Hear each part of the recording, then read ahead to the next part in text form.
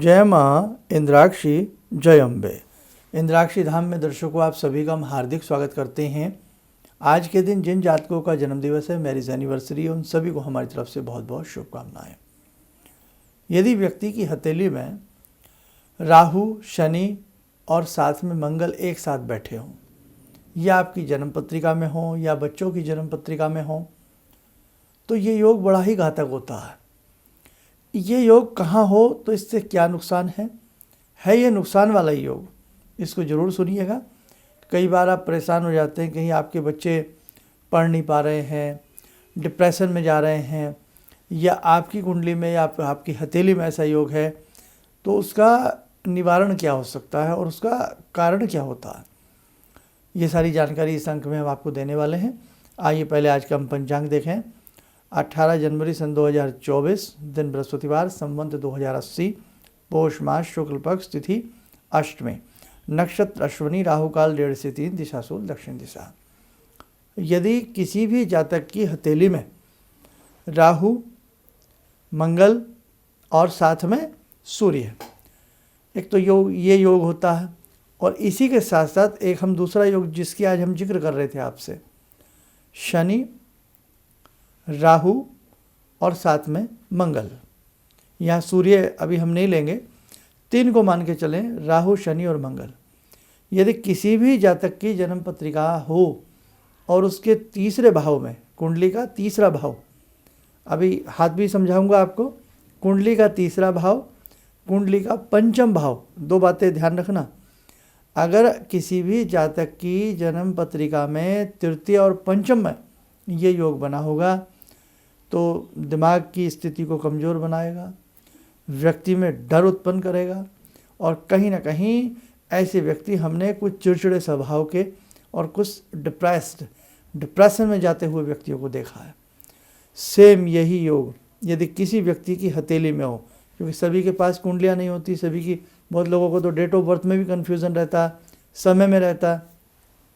यदि हथेली में, अब हथेली में आप तो पहचान नहीं पाएंगे, इसको कोई देखने वाला ही व्यक्ति समझ सकता है। जैसे कई बार कोई व्यक्ति घर में बहुत ज़्यादा घबरा रहा है, डर उसको लगा हुआ है, डिप्रेशन में चला गया है, वो हर समय खींचा रहता है, चिड़ा रहता है, डिप्रेशन में रहता है, किसी से बात नहीं करके राजी, एक अलग थलग कमरे में चला जाता है, अपने आप को एकांतवासी बना लेता है, टाइमली उसका कोई काम नहीं होता, चाहे उसके खाने का हो, नहाने का हो, सोने का हो, उठने का हो, जगने का हो, पढ़ने का हो, कोई काम वो टाइमली नहीं कर पा रहा है।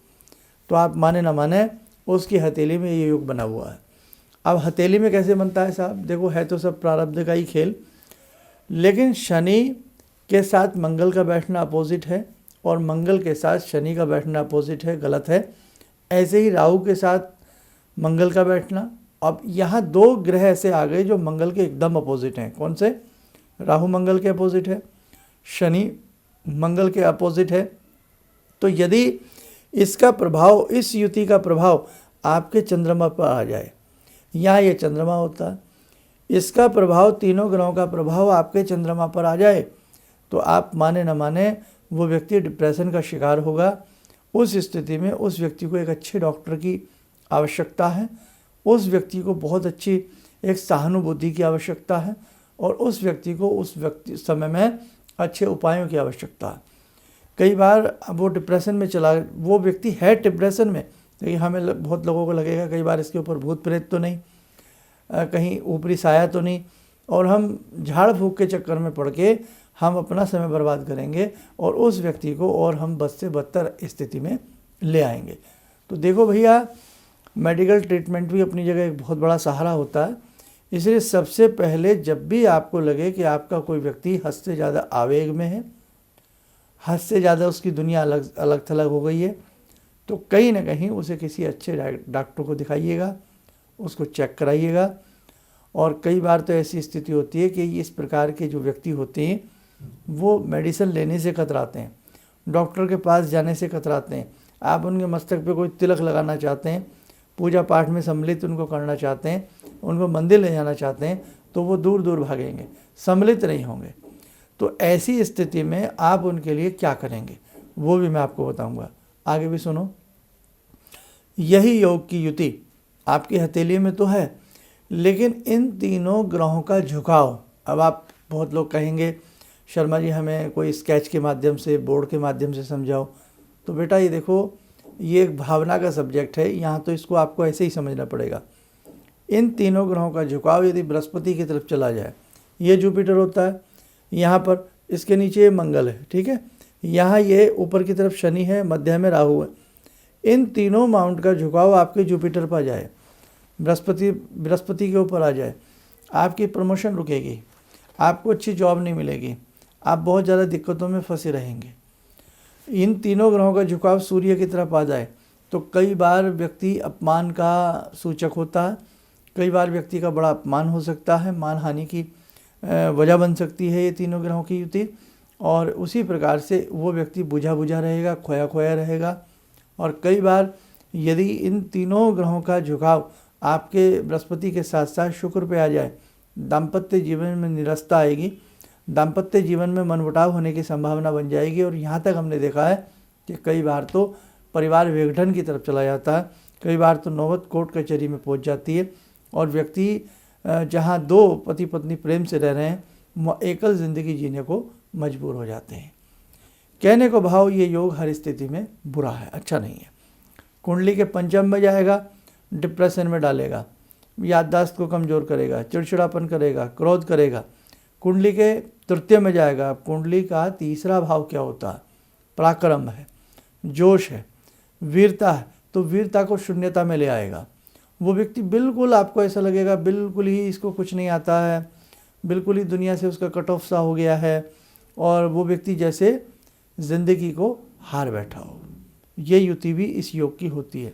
इसलिए भैया समय रहते कई बार या तो अपनी कुंडली दिखा ली जाए, कुंडली नहीं है तो हाथ की रेखा दिखा ली जाए, और नहीं तो फिर अच्छे समय पर, सही समय पर इन सब ग्रहों के लिए उपाय किए जाएं।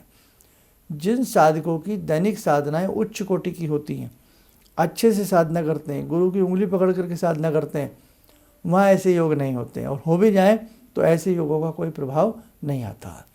आइए पहले आज की ध्यान साधना से जुड़ते हैं, फिर आगे की चर्चा करते हैं। क्या इसका निर्धारण करना चाहिए, क्या उपाय करना चाहिए, निराकरण क्या हो सकता है, सारा बताएंगे। आज की ध्यान साधना में जुड़ते हैं हम भगवान श्री कृष्ण से।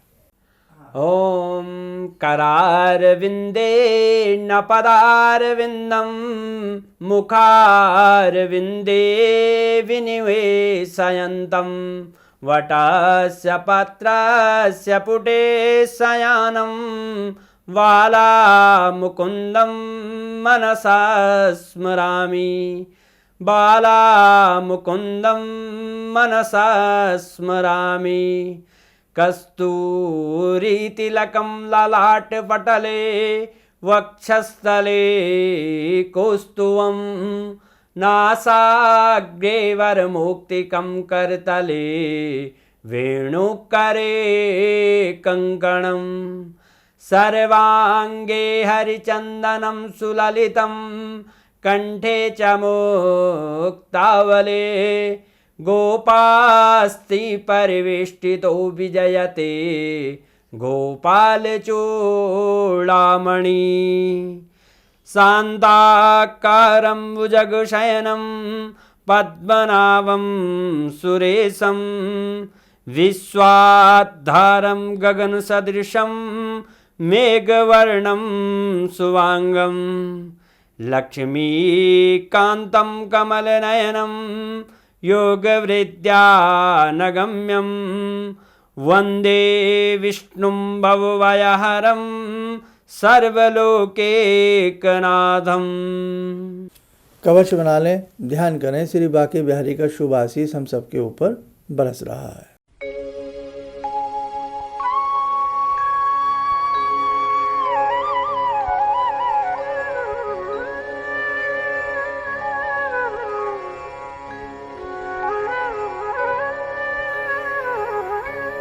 ओम बोलते हुए नेत्र खोलें, सामान्य हो जाए।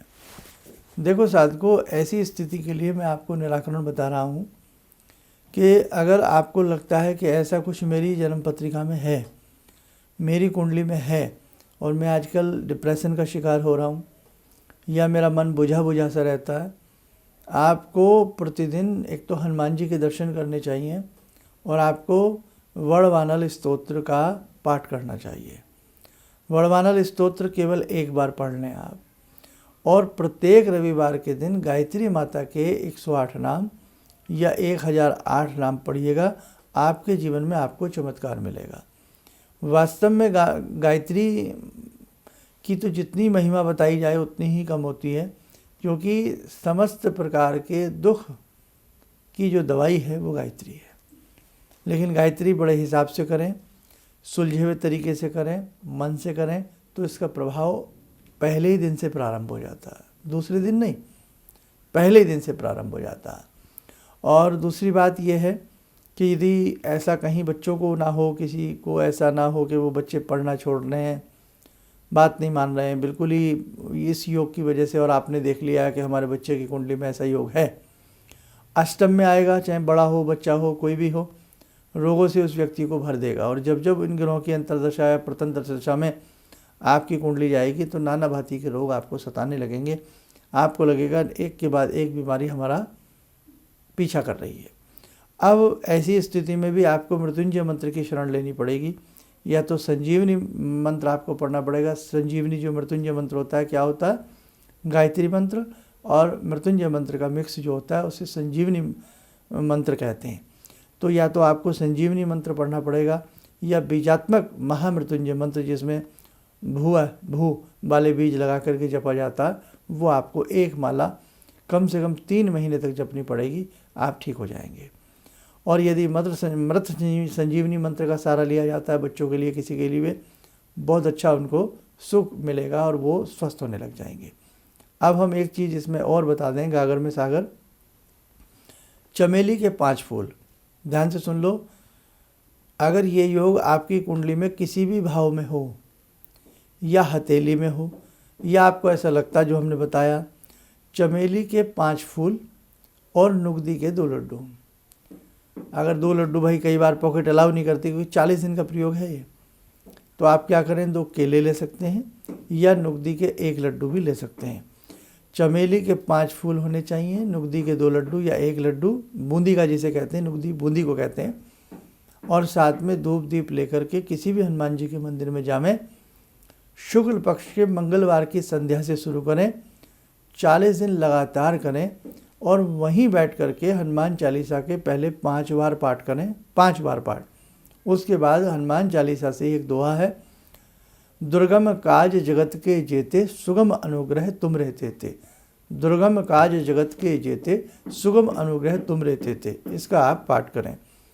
अब इसमें अर्थ आ गया, दुर्गम काज जगत के जेते, ऐसा कौन सा संसार का कठिन से कठिन कार्य है प्रभु जो आपकी कृपा से नहीं हो सकता।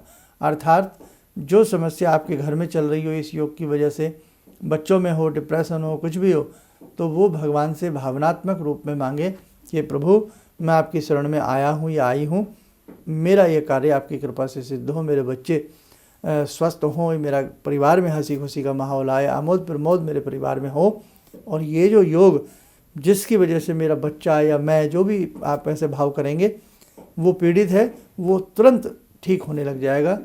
40 दिन करना है। इसमें नॉनवेज आदि का बिल्कुल गंभीरता के साथ ध्यान रखें, नहीं लेना है, ब्रह्मचर्य का पालन रहेगा, और यदि भूमि शयन हो जाए तो और भी अति उत्तम वाली बात हो जाती है। देखो, बड़े चीज़ों को दूर करने के लिए हमें कुछ बड़े उपाय करने पड़ते हैं, इसलिए मेरे साधकों आप इस उपाय को करके देखें। अगर आपकी कुंडली में ऐसा योग है, या वैसे भी अगर जीवन में बहुत ज़्यादा आप परेशान हो रहे हो, तो चमेली के 5 फूल 40 दिन शुक्ल पक्ष के प्रथम मंगलवार से संध्या के समय से शुरू करें, और जो मैंने बताया 5 बार हनुमान चालीसा, 1 माला दुर्गम काज जगत के जेते, सुगम अनुग्रह तुम रहते थे की करें, और भगवान से विनती करें, आपका कार्य सिद्ध होगा। आपके जीवन में सुख शांति आपको महसूस होने लगेगी। इसीलिए तो कहा जाता है कि हमारे जीवन में ज्योतिष एक बहुत बड़ा कार्य होता है। अगर ज्योतिष के जो ग्रह होते हैं, अगर कभी हमें जीवन में लगे कि हम समस्याओं में घिरते जा रहे हैं, तो या तो गुरु मंत्र को कस के पकड़ लो अपने, और या फिर एक बार किसी अच्छे मर्मज्ञ को अपनी कुंडली या हाथ की रेखाएं दिखा लेनी चाहिए। चलिए, आप सब स्वस्थ रहें, सुखी रहें। इन्हीं शुभकामनाओं के साथ हम अपनी वाणी को विराम देते हैं। जय जय अम्बे।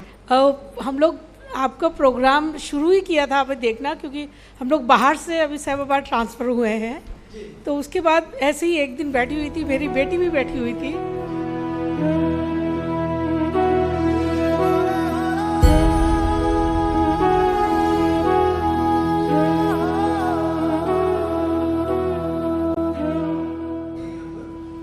उस टाइम उसके बाद जॉब नहीं थी।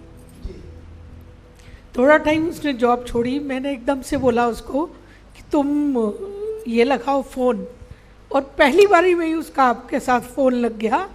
पहली बार ही उसका फ़ोन लगा और आपने कहा कि उसको बहुत अच्छी नौकरी मिलेगी, और थोड़े दिन बाद ही उसको बहुत अच्छी नौकरी मिल गई और वो बहुत अच्छी नौकरी कर रही है। धन्यवाद बहुत इसके लिए। किसी भी समस्या के समाधान के लिए मिले प्रसिद्ध हस्तरेखा एवं वास्तु विशेषज्ञ प्रोफेसर धर्मेंद्र शर्मा जी से। नोट: शिविर में भाग लेने हेतु एवं व्यक्तिगत रूप से मिलने के लिए कॉल करने का समय सुबह 10 बजे से शाम 6 बजे तक।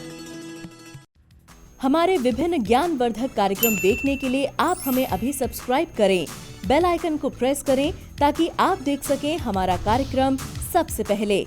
और अधिक जानकारी के लिए फेसबुक पेज को लाइक करना न भूलें।